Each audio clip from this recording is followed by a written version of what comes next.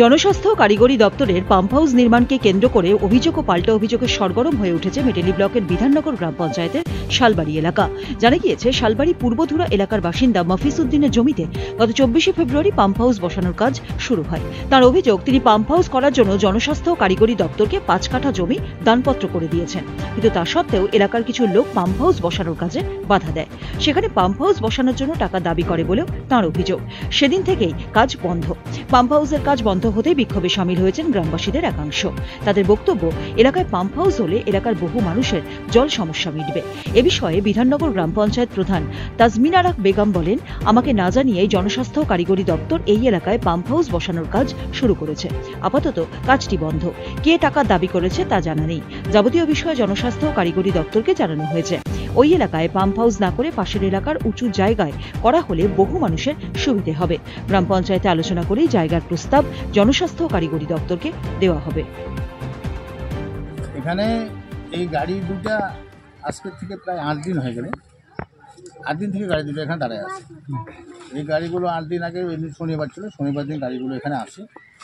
আমার যে দেখতেছেন এই পেপার, এই জমির পেপার আমার, এই যে দেখতেছেন কাগজ, এই কাগজ হলে এই জমিটা আমি দানপত্র করছি পিএসসি পশ্চিমবঙ্গ সরকারের কাছে। এই জমিটা কাগজ আমার কাছে নিয়েছিল। ইঞ্জিনিয়ার আসতে কে আসলো, আসার পর আমাকে বললো যে এই জমিটা, তাই বললাম আমার যে জমিটা যদি আপনি দেন তাহলে এখানে একটা জলের মেশিন বসানো হবে বা জলের সাবটেপি হবে, এটা আমি শুনলাম। তাই আমি ভাবলাম যে একটা জল যেহেতু মানুষ খাবে, এলাকার লোক যদি জল পায়, আমাদের সামান্য একটা জমি দান করলে লোকগুলো জল পায়, আমি খুশি হইলাম। খুশি হয়ে আমি বললাম ঠিক আছে, কতখানি জমি লাগবে? আর বললো যে 8 ডিসেম্বর 5 কাঠা। আমি রাজি হইলাম।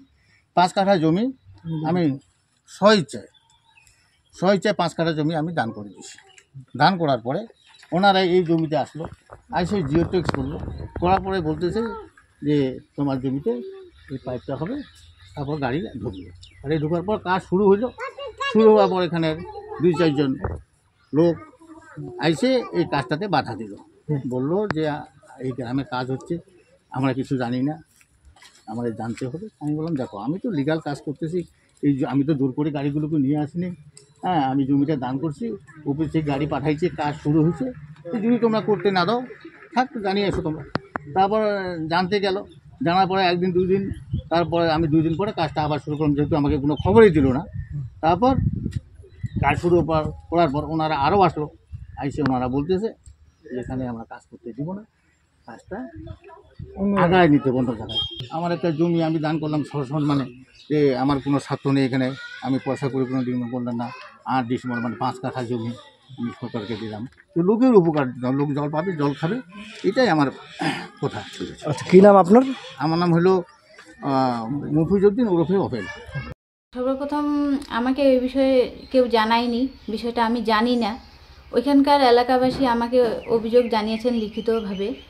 ওনাদের দাবি যে ওইখানে 5 ঘরের জন্য পিএসসি একটা ট্যাঙ্ক বসতেছে, কিন্তু উপরে 100-150 বাড়ি আছে, ওনারা জল পান না।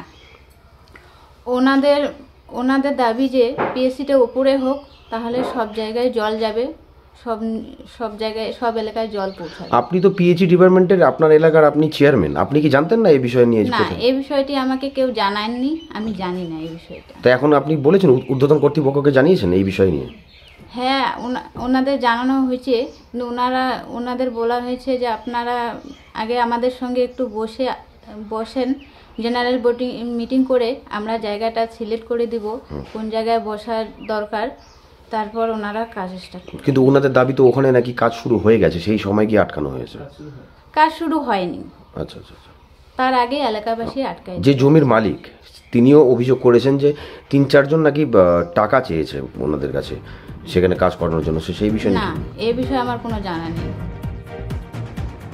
চালসা থেকে রহিদুল ইসলামের রিপোর্ট, উত্তরবঙ্গ সংবাদ।